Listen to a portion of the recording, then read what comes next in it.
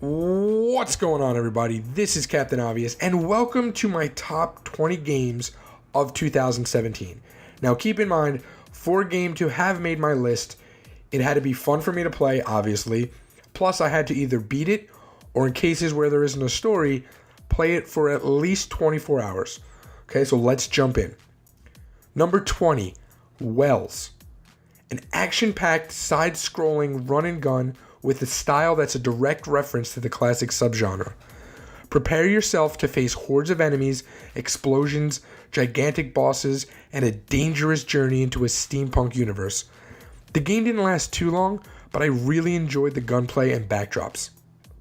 Number 19, 8 Days. The frantic nature of the gameplay coupled with appropriate difficulty of the game combined to deliver a fresh experience that is best suited for co-op play. While the game's shooting mechanics could be more precise, it almost adds an extra layer of strategy and randomness that, in a peculiar way, makes the game more enjoyable. And while the combat soundtrack is downright boring, the exploration soundtrack is lively and a whole lot of fun to play to. Honestly, this may be the hardest game I've ever beaten in my entire life, and I enjoyed the challenge. Number 18, Knee Deep. Knee Deep is clearly an ambitious title working against the constraints that come with being a small studio, yet it manages to deliver a darkly humorous southern crime noir that kept me glued to my seat. Sure, it has a few problems, but my journey through the troubled swamp town of Cypress Hills was a memorable one. The game itself plays like a Broadway show with different acts and stage props, very unique. Number 17, A Hat in Time. A Hat in Time is beautiful. The soundtrack is excellent, and it might as well be the third installment in the Super Mario Galaxy saga. There are times where the camera is oddly positioned, but that's nothing terrible. Honestly, it makes it more challenging and fun. One or two voices at the end were missing, but the classic text on the screen covered it pretty well.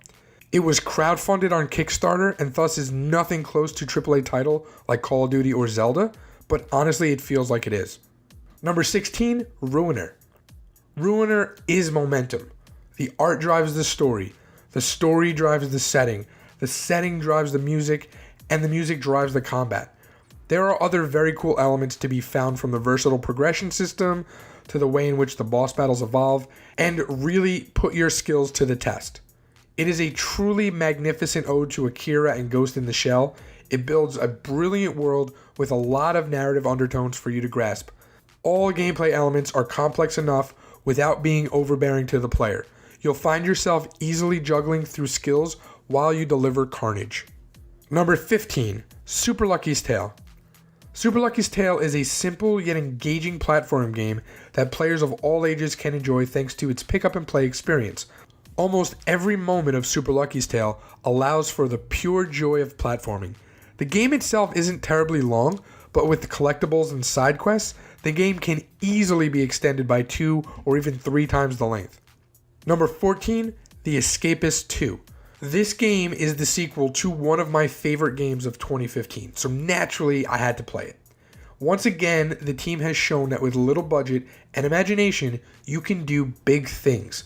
The addition of multiplayer, more customization, new items, and even more insane ways to escape the prison made this an easy choice on my list.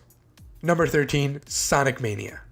Now, I'm not one of those harsh Sonic critics. I love this game, period. It delivers what fans waited for years. Cool soundtrack, tight controls, and awesome graphics really blend in with the atmosphere of Sonic. This wasn't just a great game for me. In my opinion, it's one of the best Sonics ever made. Number 12, Little Nightmares.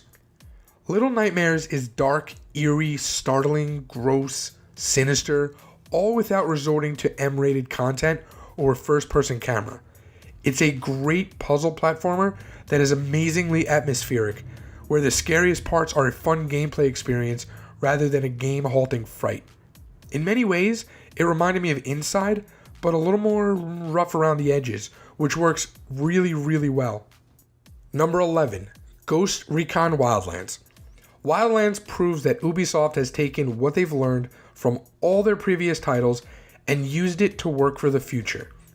There are noticeable aspects from Rainbow Six, The Division, Assassin's Creed, and Far Cry, all at work here without ever making Ghost Recon feel like a copy. What may be lacking in the single player elements of the game are made up for over and over again when playing with friends. Number 10, South Park Fractured But Whole. The Fractured But Whole is a welcome sequel maintaining the standard of quality set by the previous game and, in all honesty, all of Parker and Stone's work. Every aspect is overloaded with both smart and immature jokes, the combat is an improvement, the game is bigger and longer, and the sneaky moments of sincerity make you recall the charm of childhood in surprising ways, just like the show. Number 9, Life is Strange Before the Storm.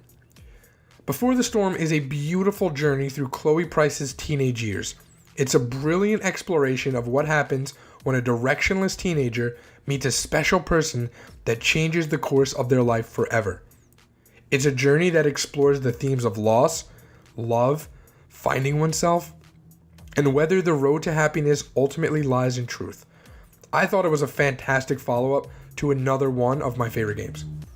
Number 8, Night in the Woods. Now, I actually had this game on last year's list, but since it just came out on Xbox in December, and I played through it again with a different path, it warrants a return to the list. Night in the Woods captures the fears and anxieties of being a young adult with surprising clarity, but brings it into a new and interesting territory thanks to its developers' deep understanding of rural America's economic hardships. Branching, well-written dialogue made me feel closer to May's story as I helped build out her history and reignite friendships. The second playthrough helped me uncover new paths and secrets I had missed the first time around. Number 7, Fortnite. I genuinely did not think I was going to like this game, but after I situated myself in the controls, leveling, managing my squads, and making my way through some missions, Fortnite works. Missions are fun and engaging, rewards are plentiful, and it feels good to shoot things, honestly. Replayability is there too, as the enemies and resources are randomly placed when you load a mission. Fortnite may be slightly repetitive at times, but is overall an enjoyable experience. Plus, the Battle Royale edition really helped pack a punch and move this game much higher on my list. Number 6, Wolfenstein II. It's a game about killing Nazis and reveling in that violence. It's part righteous fury, part joy in the face of madness, and part dope-ass first-person shooter. To put it simply, Wolfenstein 2, The New Colossus, is a lot of things. There's no multiplayer, but honestly, I don't think it needs one. Plus, the DLC has been a blast to play as well. Number 5, Assassin's Creed Origins. I am so happy to put this game in my top 5. It's so well deserved, and with a stream of post-launch content bolstering what is already an epic 50-hour plus adventure, Assassin's Creed Origins is one of the most engrossing experiences of the year. Now, you can nitpick all you like about the odd and funny glitches here and there and some weird NPC dialogue, but Assassin's Creed Origins is a near-flawless open-world gaming experience. Number 4, Cuphead. There's not anything bad I can say about this game. The hand-drawn cartoon style works extremely well. The difficulty is unforgiving and relentless.